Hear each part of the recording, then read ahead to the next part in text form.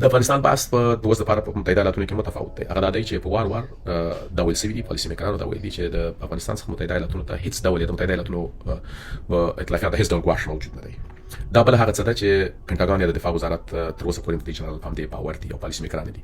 د بهرنیو چارو وزارت هغه د نه غواړي چې طالبانو سره په مسایلو کې یعنی په شخړه کې راشي. هغه غواړي چې د خبرو لارې سره روابط ولري. د دې دغه څلور کاله روابط همدغسې ډیپلوماتیک دی چې مړه د انټيليجنس کمیونټي چې کومه ده یا مثلا د استخباراتي کومه کورنۍ چې ده هغه سی آی ده هغه ان اس ای ده یا نېشنل سکیورټي ایجنسي دي، هغه په دې باور ده چې د افغانستان په تر بشپړ کنټرول لاندې لري.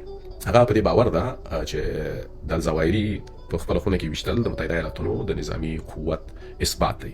هغه په دې باور ده چې موږ په فزیکي لحاظ په افغانستان کې د افغانستان په څیر په هېواد کې په هیڅ عنوان د موجودیت اړتیا نه لرو. موږ هر څه د استخباراتي نگاه کنټرول کړي، دا واده لري کنټرول زموږ لاره زموږ استخبارات باندې کنټرول دي. دا ډېر په ډاګ وایي سوي دي.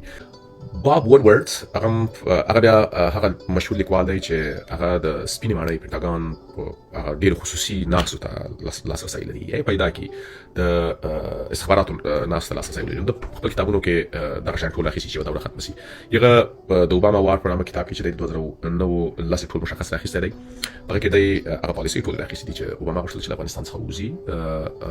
جنرالانو هغه وخت نه غوښتله، همه پالیسي دا وه چې ووځي. جنرالان غوښتل چې ووځي خو یو څه موده پاتې سي او په یو ښه شکل وځي او سقوط رامنځته شي. دا بحث هغه وخت و چې زموږ د وطن سره د سقوط رامنځته کېږي.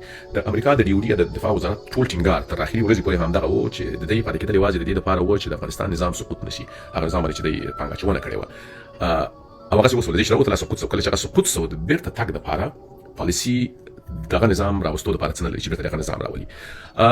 فیر کتاب دی د ټرمپ ایرا باندې لیکلی دی په 2020 کې چاپ سو. په هغې کې ډېر واضح د لیکلي دي باب وودورد چې ټرمپ بیا نو یوازینی هغه ولسمشر و چې په هر شرط د غوښتله چې د افغانستان څخه ووځي، په هر شرط او په بشپړ توګه ووځي. دا اوس د خبرې دي چې بایدن باندې تورونه لګوي. اما اسناد شواهد دلته دي چې د ټرمپ اوباما غوښتله خو په یو بل شکل باندې. جورج بوش غوښتله چې تر یو وخته پورې پاتې سي، اما د دولتدارۍ ملت جوړونې سره هېڅ کار د ده نه و. د هغه هدف یوازې د القاعدې وهل و او د طالبانو نظام ړنګول. په بدل کې څه نه جوړول. دا چې جوړ سول خو اوباما د هغه چې جوړ سول د هغه تقویې لپاره کار وکړي چې نه یوازې چې طالبان ووهل سي او القاعده ووهل سي، بلکې یو نظام باید جوړ سي چې د ترهګرۍ مخه ونیول سي یا د متحده ایالاتونو ګډ ګواښ نه وي. خو راوځي باید.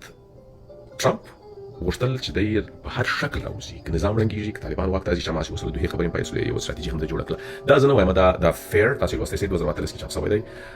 او ریج یو بل کتاب هم د 2020 کې دی د باب وورد، دا د ټرمپ ایرا یې ټوله اخیستې ده. دا در اخیستې دي.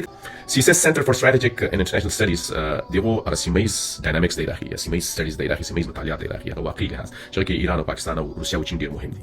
په هغه کې ډېر واضح راغلي دي چې چین د متحده ایالاتونو لپاره هېڅکله نظامي ګواښ نه دی. چې امریکن وار ان افغانستان د امریکا جګړه په افغانستان کې 2020 کې په هغه کې د پینټاګون پخواني اډوایزرانو خبرې راخیستل شوي دي، ستراتیژي برخه راخیستل شوې ده، پالیسي راخیستل شوې دي چې امریکا له افغانستان څخه تر 2040 پورې په هر شکل وتله، په بشپړه توګه وتله. نظام باید پاته وای. نظام چې ولاړ اوس بیخي ورتګ خبره نشته چې شننې تحلیلونه خو ناسم وخت نه وخت ثابتېدلی شي. خو که د اسنادو پر اساس وي، د څېړنو پر اساس وي، تحقیقاتو پر اساس وي چې دغه ځینې ما دلته د دوستانو سره شریک کړله، نو د دغو پالیسیو ستراتیژیو او دغو مطالعاتو له مخې او د ځینې کسانو چې دلته ورسره ناسته ولاړله متحده ایالاتونه په نظامي شکل افغانستان ته د تګ هېڅ اراده نه لري. نور متحده ایالاتونه په دې باور دي چې د فزیکي لحاظ اوس هم افغانستان کې دي، د یونیماټر چتر لاندې دي او سیاف په دې باور ده چې بشپړ کنټرول لري په افغانستان. لہذا بګرام ته ورتګ ته هېڅ اړتیا نشته.